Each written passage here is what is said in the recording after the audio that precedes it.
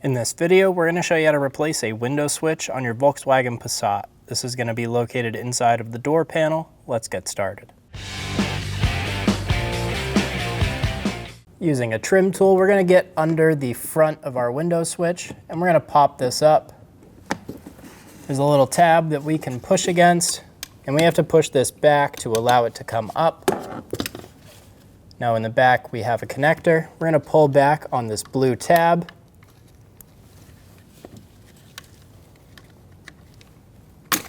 Pull all the way back on the blue tab and remove the window switch.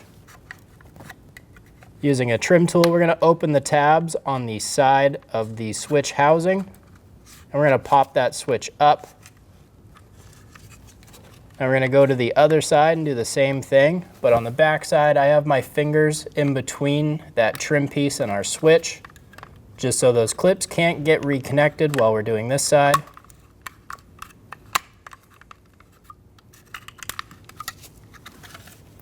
Remove the switch, install the new switch, push it down into place. Be sure all of the tabs are seated on both sides.